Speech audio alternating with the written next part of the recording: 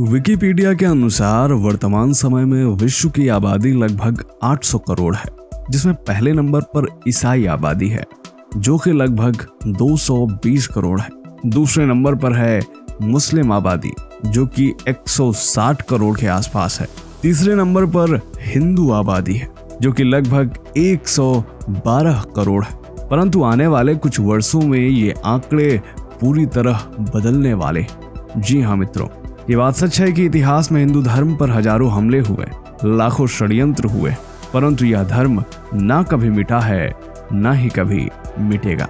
और अब तो वह समय आ गया है कि लाखों विदेशी नागरिक हिंदू धर्म के प्रति आकर्षित हो रहे हैं। एक तरफ जहां हिंदू धर्म का सम्मान बढ़ रहा है, वहीं दूसरी तरफ एक विशेष समुदाय लगातार बदनाम हो रहा है। इसकी मुखालफत करने वाले लोग लगातार बदनाम और बेइज्जत हो रहे हैं। आलम यह है कि लाखों लोगों का एक विशेष मजहबी विचारधारा से मोह भंग हो रहा है। ये कोई कपोल कल्पित बात नहीं है, बल्कि ये खबर एक मुस्लिम देश ईरान से आ रही है, जहाँ के एक मौलाना ने कुछ ऐसा कहा है कि जिससे पूरे मुस्लिम जगत में भूचाल आ गया। यहाँ तक कि 56 देशों तक ये बात पहुंच गई है। तो आखिर ईरान में ऐसा क्या हुआ है जिससे एक विशेष वर्ग काफी चिंता में पड़ गया है? जानने के लिए बने रहिए हमारे साथ वीडियो के अंत तक और कमेंट में हर हर महादेव अवश्य लिखें। नमस्कार, स्वागत है आप सभी का द साइंटिफिक हिंदू पर और मैं हूं आपके साथ आपका दोस्त धीरेन्द्र। शांति प्रिय मजहब अब पूरे विश्व में बेनकाब हो चुका है। लगातार इसके अनुयायी घटते जा रहे हैं। ऐसा न केवल ईसाई व हिंदू बहुल देशों में हो रहा है, बल्कि मुस्लिम देशों में भी ऐसी खबरें आ रही। लगातार लोगों का इस्लाम से मोह भंग हो रहा है। हजारों लोग या तो दूसरे धर्मों को अपना रहे हैं या फिर एक्स मुस्लिम बन रहे हैं। और ऐसी ही खबर एक मुस्लिम देश ईरान से आई और यह खबर जैसे ही आई, तमाम मुस्लिम मुल्क इससे सन्न रह गए। जी हाँ दोस्तों, मुस्लिम देश ईरान में इस्लाम का प्रभाव लगातार घटता जा रहा है। आलम यह है कि ईरान में हजारों मस्जिदें बंद हो चुकी। एक रिपोर्ट के मुताबिक ईरान में वर्ष 2017 से 2022 तक इस्लाम के खिलाफ कई प्रदर्शन हो चुके हैं। अभी पिछले साल ही हिजाब को लेकर वहां की महिलाओं ने काफी तीव्र प्रदर्शन किया था। महिलाओं का हिजाब के खिलाफ यह प्रदर्शन करीब 4 महीने तक चला था और यह प्रदर्शन जब तक चला था, पूरी दुनिया में इसकी चर्चा काफी जोरों शोरों से थी, क्योंकि ईरान एक मुस्लिम देश है और मुस्लिम देश में इस्लाम के खिलाफ ही प्रदर्शन अपने आप में एक बड़ी बात थी। और ये बड़ी बात इस नजरिए से भी थी कि महिलाएं इस प्रदर्शन का नेतृत्व कर रही थी, वही महिलाएं जिन्हें इस मजहब में पढ़ने लिखने तक की इजाजत नहीं है। महर समाचार एजेंसी के मुताबिक इस प्रदर्शन में 300 से अधिक लोग मारे गए थे और 18,000 से अधिक लोग हिरासत में लिए गए थे। ईरान में हुआ यह आंदोलन इस्लाम के खिलाफ सबसे बड़ा आंदोलन था, जिसने पूरी दुनिया का ध्यान अपनी तरफ खींचा। और हाल ही में ईरान के सबसे प्रमुख मौलाना ने यह बात कही है कि मुल्क की 75,000 में से 50,000 मस्जिदें बंद हो चुकी हैं। जी हाँ दोस्तों, ईरान में लोग तेजी से इस्लाम छोड़ रहे हैं और ये सब तब हो रहा है जब ईरान एक इस्लामी मुल्क है। यह ध्यान देने वाली बात यह है कि जिस मौलाना ने यह जानकारी दी है वह कोई ऐरे गैरे मौलाना नहीं है। वो ईरान के राष्ट्रपति इब्राहिम रईसी की सरकार और मुल्क के अन्य मौलानाओं के बीच एक सेतु का काम करते हैं। यानी हम कह सकते हैं कि यह मौलाना ईरान के सबसे प्रमुख मौलाना है। इन मौलाना का नाम है अबोल घासिम दौलाबी।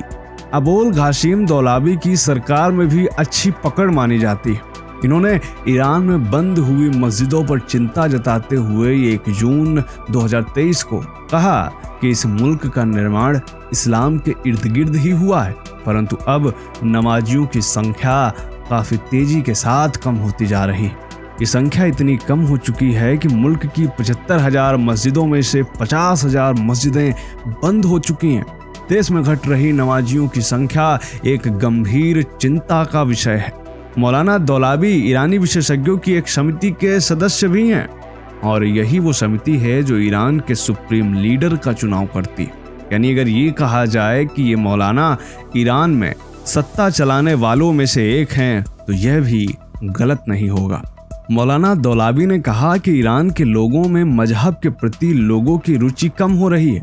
मस्जिदों में इक्का दुक्का नमाजी ही पहुंच रहे हैं और इसका सबसे बड़ा कारण है मजहबी शिक्षाओं को लेकर फैले मिथक। लोगों को समृद्धि से वंचित करके मजहब के नाम पर गरीब बनाया जा रहा है। मजहब के नाम पर लोगों को अपमानित भी किया जा रहा है।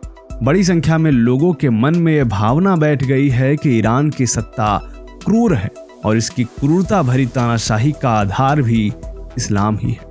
मौलाना दौलाबी ने 2022 में हुए हिजाब के खिलाफ प्रदर्शन को भी इसका जिम्मेदार माना है। 3 जून 2023 को ईरान इंटरनेशनल इंग्लिश नामक ट्विटर हैंडल से यह ट्वीट किया गया, जिसमें यह बताया गया है कि वरिष्ठ ईरानी मौलवी मोहम्मद अबोल घाशमी दौलाबी का कहना है कि ईरान की 75,000 मस्जिदों में से 50,000 मस्जिदें बंद हो चुकी हैं, जो ईरानियों की घटती संख्या और इस्लामिक गणराज्य में धार्मिकता के कमजोर होने को दर्शाता है। इसी ट्वीट को रिट्वीट करते हुए डॉक्टर डेविड वुड नामक यूजर ने लिखा है, मुस्लिम दुनिया में इस्लाम मर रहा है, ईरान की 2/3 मस्जिदें बंद हैं, पाकिस्तानी विद्वान धर्म त्याग के बारे में रो रहे हैं, मदरसे उत्पीड़न से बचने के लिए विश्वास का नाटक करने वाले पूर्व मुसलमानों से भरे हुए हैं।